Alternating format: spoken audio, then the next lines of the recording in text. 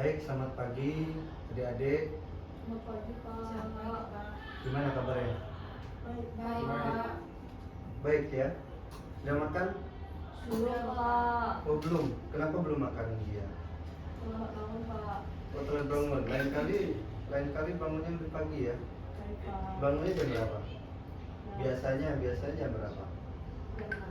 Oh jam 6. Siapa lagi yang belum sarapan? Oh Dipen. Kenapa belum sarapan Dipen? Buru-buru. Oh. Dia udah.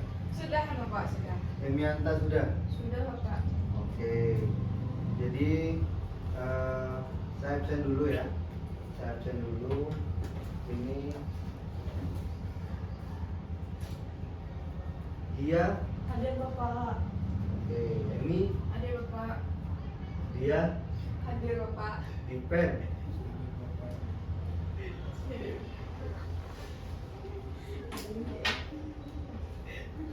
Oke, jadi sebelum kita mulai ya adik-adik, jadi sebelum kita mulai pelajaran kita pada hari ini, saya minta ketua kelas ya, dia silakan untuk memimpin doa. Baik Bapak, terima kasih atas waktu yang telah diberikan kepada saya. Sebelum kita mulai pembelajaran pada hari ini, lebih baik kita berdoa sesuai agama dan kepercayaan masing-masing. Berdoa disilakan. Berdoa dan kajian dulu. Oke, baik. Adik-adik, jadi kalian sudah pernah dengar itu apa itu kelompok sosial? Belum Bapak. Belum pernah ya? Belum. Kalian punya circle apa enggak? Punya. Punya ya? Punya. Siapa aja circle-nya? Banyak Pak. Banyak ya? Ya. Kalian kan punya circle, Ya. terus pasti juga punya kelompok-kelompok belajar kayak gitu juga ya. Jadi itu juga sebenarnya itu adalah masuk dari bagian dari kelompok sosial kayak gitu ya.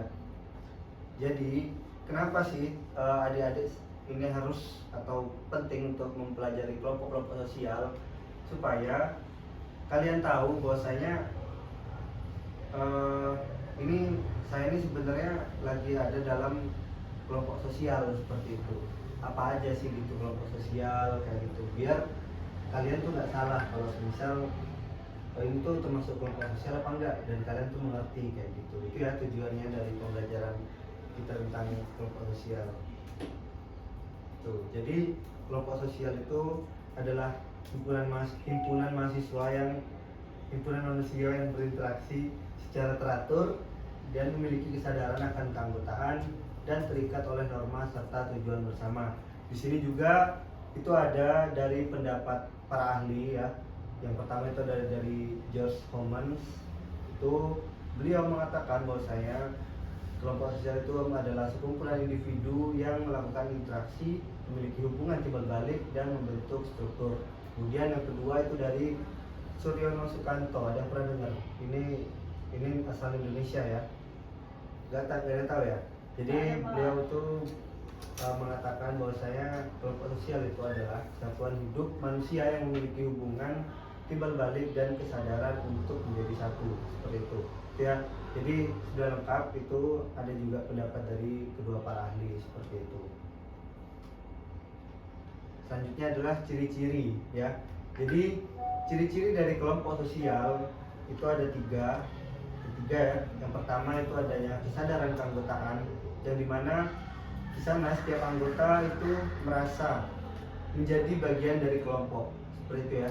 Jadi ketika kita teman-teman adik-adik itu berada dalam satu kelompok, itu pasti memiliki kesadaran keanggotaan ini, benar kan? Jadi kalau semisal siapa ya, contohnya dia semisal ya, dia itu dalam circle-nya ya, tadi katanya dalam circle-nya itu pasti ada rasa keanggotaan seperti itu, karena merasa bahwa saya dia yang menjadi bagian dari kelompok itu kayak gitu. Tuh, kemudian yang kedua itu ada hubungan timbal balik ya adik-adik.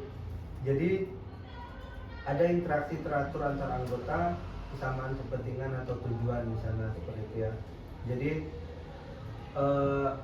tentu sekali di dalam kelompok sosial itu semisal dia ya itu ada hubungan timbal balik di sana, entah itu setiap hari chatan seperti ya, setiap hari ketemu dan lain sebagainya seperti itu. Begitu juga dengan dia mungkin kayak gitu dan kelompok-kelompoknya kayak gitu. Kemudian yang ketiga itu ada kontinuitas ya, kontinuitas. Jadi ini adalah keberlanjutan ya atau kesinambungan gitu. Jadi di dalam kelompok sosial ini pasti ada yang namanya memiliki kesinambungan dalam waktu tertentu kayak gitu. Jadi bisa semisal dalam kelompok sosial itu kalian bertemu entah itu dalam kurun waktu 1 tahun, kemudian entah itu dalam 5 tahun kontrak kayak gitu semisal ya. Itu ciri-ciri juga dari kelompok sosial kayak gitu. Cuman kan kalau semisal kita bergabung dalam misalkan kita bergabung dalam suatu organisasi semisal itu kan memang ada periodenya misalnya seperti ya, entah itu 1 tahun, 1 periode atau 2 periode kayak gitu. Begitu juga dengan lain sebagainya ya, kayak misalkan DPR misalkan dan lain sebagainya gitu. Itu kan ada kurun waktunya 5 tahun kayak gitu ya. Sejauh ini ada yang mau tanyakan? Dipen ada yang mau tanyakan mungkin ciri-ciri dan pengertian dari kelompok sosial, ada barangkali? Pas ya? Oke, lanjut dulu. Nah, kemudian ada proses terbentuknya kelompok sosial. Oke, jadi yang paling pertama sekali ketika teman-teman dan adik-adik itu apabila ingin tergabung dalam kelompok sosial, itu yang pertama sekali adalah kontak sosial. Oke, jadi kontak sosial itu sudah ngerti ya, kontak sosial. Jadi entah itu mulai dari pertemuan awal, kemudian ya baik yang langsung tatap muka gitu ya, ataupun yang tidak langsung lewat Facebook gitu ya, mungkin adik-adik kalau masih main Facebook gitu lewat DM gitu ya, konfirmasi gitulah ya. Itu pasti yang paling awal itu lewat kontak sosial ya, entah itu grup-grup ya. Biasanya di Facebook itu ada ya kayak grup namanya jual beli musang gitu ya, terus satu hobi dan lain sebagainya kayak gitu. Itu pasti berawal dari sana. Kemudian yang kedua itu adalah komunikasi.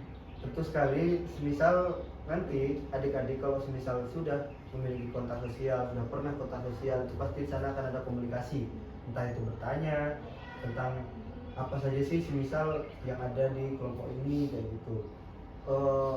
Misalkan memiliki pengalaman yang sama juga di sana, memiliki memiliki tujuan yang tentunya sama, hobi yang sama dan lain sebagainya seperti itu. Kemudian yang ketiga itu adalah interaksi berkelanjutan seperti itu ya. Jadi setelah semisal kalian sudah gabung semisal ya di Facebook tersebut semisal, itu sudah terjalin kerjasama, solidaritas dan rasa memiliki. Begitu pula dengan kalian tergabung di organisasi dan juga di dalam circle-nya semisal kayak gitu ya. Jadi itu pasti nanti akan terjalin kerjasama gitu ya. Semisal ada kalau kalian nanti misalkan ada tugas kelompok gitu ya dari pelajaran, entah itu pelajaran saya, entah itu pelajaran nanti siapapun gurunya kayak gitu ya. Itu pasti nanti ada terjalin kerjasama seperti itu, dan tentunya solidaritas kayak gitu ya.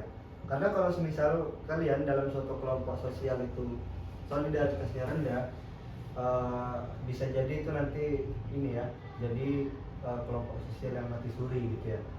Ngerti ya, mati suri ya. Jadi kadang-kadang ada gitu kan, kadang-kadang nggak ada gitu, kadang-kadang hilang gitu, kadang-kadang mati kelompoknya kayak gitu. Dan tentunya rasa memiliki gitu ya. Jadi kalau semisal satu lapar, semua lapar kayak gitu. Kalau satunya kenyang, semua kenyang kayak gitu. Kalau satunya nyeblak, semua gitu ya. Kemudian yang terakhir adalah pembentukan struktur dan norma kayak gitu ya. Jadi lahir aturan itu nanti, lahir aturan, pemimpin dan juga pembagian peran gitu ya. Misal kalau siapa yang tergabung di organisasi OSIS? Iya. Oh dia ya? Iya. Ya, kayak semisal ya, saya contohkan dia. Dia kan itu tergabung di OSIS ya, OSIS SMA Denpasar ya, SMA Denpasar gitu semisal. Jadi di sana itu pasti ada aturan-aturan, atau kalau misalkan bahasanya organisasi gitu ya, itu ada RT gitu ya. Jadi ada anggaran dasar dan anggaran rumah tangga kayak gitu. Itu di sana seorang anggota OSIS itu tidak boleh menggunakan pakaian yang demikian rupa gitu. Tidak boleh rambut panjang, tidak boleh menggunakan rok di atas lutut semisal seperti itu ya. Jadi ada lahir aturan dan seperti itu. Dan juga tentu ada pemimpinnya atau ketua kayak gitu ya. Ada ketua OSISnya kayak gitu. Kalau misalkan dia di circle-nya pasti ada yang kayak memang yang benar-benar jadi ini ya, yang jadi yang megang gitu ya, pemegang circle-nya gitu, yang jadi ketua geng kayak gitu ya. Dan juga ada pembagian perannya di sana seperti itu. Ini kamu jadi bagian ini, kalau misalkan ada apa-apa kamu yang ngurus ya gitu. Nah kayak gitu ya, untuk proses terbentuknya. Nah ini yang paling penting sebenarnya adik-adik ya. Jadi ada jenis-jenis kelompok sosial, oke? Jadi kelompok sosial itu dibagi menjadi 5 kategori. Yang pertama itu menurut jumlah anggota, oke? Ini menurut George Simmel. Jadi yang pertama itu adalah kelompok kecil, misal keluarga inti atau kelompok belajar, gitu ya. Jadi itu masuk juga dalam kelompok sosial. Kemudian ada kelompok besar, misal partai politik, organisasi negara, kayak gitu ya, entah itu BUMN dan lain sebagainya, gitu ya. Tuh, jadi menurut jumlah anggota itu ada yang kecil, ada yang besar, kayak gitu. Kemudian yang kedua itu adalah menurut sifat hubungan. Ada kelompok primer. Kelompok primer di sini yang memiliki hubungan akrab, yang sering juga secara tatap muka dan juga emosionalnya lebih dekat seperti itu. Kemudian ada juga kelompok sekunder. Kelompok sekunder di sini hubungannya formal gitu, tujuannya tertentu kayak gitu ya. Jadi semisal organisasi sekolah, perusahaan kayak gitu. Kemudian yang ketiga itu ada menurut ikatan dan kepentingan kayak gitu ya, Gemeinschaft atau paguyuban kayak gitu ya. Pernah dengar paguyuban ya? Jadi kalau paguyuban itu hubungannya lebih erat gitu ya, lebih erat, tradisional biasanya gitu ya, dan kekeluargaan. Biasanya itu di desa-desa itu Gemeinschaft gitu ya. Jadi di sana lebih dekat gitu ya. Kalau semisal ada nikahan kayak gitu, ada pernikahan itu pasti lebih dekat, lebih akrab kayak gitu. Ada kedua yang kedua adalah Gesellschaft ya, atau patembayan. Maaf ya, bapak lagi sakit. Ya, kemudian kedua itu adalah Gesellschaft atau patembayan. Itu hubungan impersonal ya. Itu berdasarkan kepentingan juga. Itu perusahaan biasanya itu ada di kota-kota besar kayak gitu. Kalau misalkan rekan kerja gitu ya, rekan kerja yang ada di kota kayak gitu, itu dia masuknya di Gesellschaft kayak gitu. Kemudian yang keempat itu ada menurut keanggotaan. Oke, jadi ada in group. In group di sini ada kelompok yang kita rasakan sebagai kita. Contoh kelompok teman sebaya kayak gitu ya. Jadi misalkan dia gitu ya punya circle gitu ya, mereka in group gitu. Misal ada di dalam sekolah gitu yang memang dia bukan termasuk dari circle-nya dia gitu ya, yang mereka berarti termasuk dari out group gitu ya, kelompok yang dianggap mereka atau lawan gitu ya. Yang kelima itu berdasarkan tujuan dan organisasi. Yang pertama itu formal, oke? Jadi itu ada struktur, aturan tertulis, misalkan di pemerintahan dan juga di OSIS yang tadi sudah saya jelaskan. Kemudian ada yang informal, tidak resmi, terbentuk spontan, misalkan geng motor, komunitas hobi. Itu yang sudah saya sebutkan tadi, misalkan ada geng motor apa gitu ya. Dan juga misalkan ada kesamaan hobi gitu, entah itu memelihara musang dan lain sebagainya gitu ya. Itu ya adik-adik ya, untuk sementara. Ada yang mau ditanyakan sejauh ini? Tidak, Pak. Tidak ada ya? Tidak. Sudah paham? Tidak. Yakin? Oke, yakin ya? Jadi Yakin. kalau gitu saya nggak mau ya kalian terbebani dari adanya pelajaran ini. Jadi saya minta aja kalian buat menjawab pertanyaan-pertanyaan yang akan saya sampaikan, oke? Jadi daripada kalian PR kan, oke? Jadi saya minta dia ya pertama. Coba dia jelaskan apa itu kelompok sosial. Oke? Kelompok sosial adalah Iya. kumpulan orang yang memiliki kesadaran kebersamaan untuk interaksi berhubungan secara teratur sehingga adanya terbentuk rasa kebersamaan dan tujuan yang sama. Oke, tadi masih ingat atau enggak siapa saja para ahli yang juga memberikan pandangan terkait kelompok sosial, pengertiannya? Masih ingat enggak tadi? Saya ingat tuh Sukanto. Sukanto ya? Iya. Sama siapa lagi? Lupa Pak. Ferdinand. George Iya, itu ya. George Homan sama Suryono Sukanto, oke? Ya, good. Terus Emianta ya, Emianta. Ciri-ciri dari kelompok sosial itu ada apa saja? Baik, terima kasih atas kesempatannya Bapak. Ciri-ciri dari kelompok sosial itu ada 3, yaitu yang pertama adanya kesadaran keanggotaan, Oke. yang dimana setiap anggota itu merasa menjadi bagian dari suatu kelompok. Yang kedua itu hubungan timbal balik, yang dimana interaksi diatur antar anggota, kesamaan, kepentingan ataupun tujuannya. Yang ketiga itu kontinuitas, yang dimana memiliki kesinambungan di dalam waktu tertentu. Oke. Sudah. Sudah. Oke, baik sekali ya. Selanjutnya Dipen ya. Dipen apa? Coba dijelaskan kembali proses terbentuknya kelompok sosial. Tadi kan dengarkan juga ya. Itu apa kira-kira prosesnya? Nah, proses terbentuknya adalah konteks sosial perkembangan awal baik langsung tidak tatap muka Oke. maupun tidak langsung media.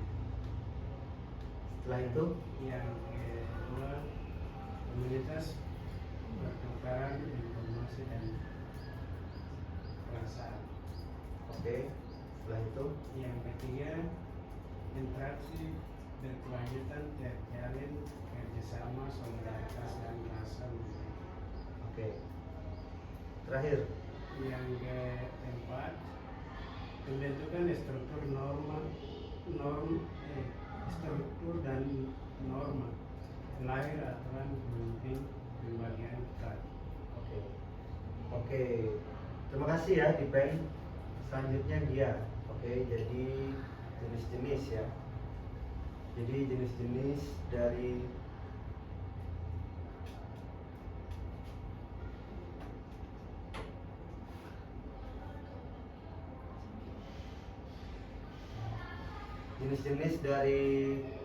kelompok sosial ya. Tadi mendengarkan kan pasti.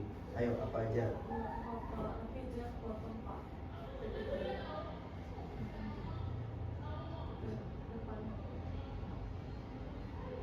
Yang pertama yaitu menurut jumlah anggotanya ada kelompok kecil dan kelompok besar. Yang kedua yaitu menurut sifat hubungannya kelompok primer dan kelompok sekunder. Yang ketiga kelompok yang menurut ikatan dan kepentingan, Ya. paguyuban dan patembayan. Yang keempat yaitu ada menurut keanggotaannya ada in-group dan out-group. Yang kelima ada berdasarkan tujuan dan organisasinya, Ya. formal dan informal Bapak. Oke, terima kasih ya. Jadi gini ya adik-adik, saya kan tidak mau memberikan kalian PR ya. Jadi biar cepat, biar kalian langsung setelah ini kalian pulang dengan tegak gitu ya. Tapi sudah mendapatkan nilai kayak gitu ya. Jadi saya tetap mencatat apa yang kalian sudah sampaikan gitu ya. Ya itu hasilnya nanti ya di setelah UAS ya. Pas pembagian raport nanti kalian lihat nilainya kayak gitu ya. Itu saja dari Bapak untuk pembelajaran kita pada hari ini. Oke. Jadi saya harap teman-teman itu di pertemuan selanjutnya itu mempelajari tentang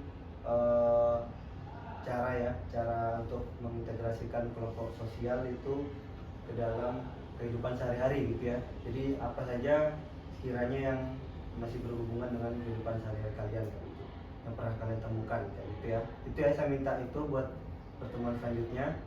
Dan jangan sampai lupa ya apa yang sudah saya sampaikan pada hari ini. Kemungkinan itu di pertemuan selanjutnya itu akan saya sampaikan juga kayak gitu. Akan saya tanyakan kembali seperti itu ya. Oke.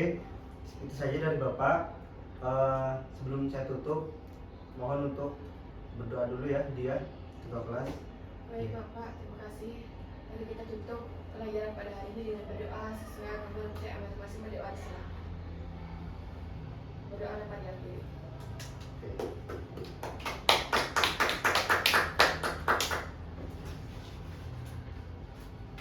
Bye. Oke. S2. Ya, ini Farhan 15 menit plus 7 hingga 8 menit. Jadi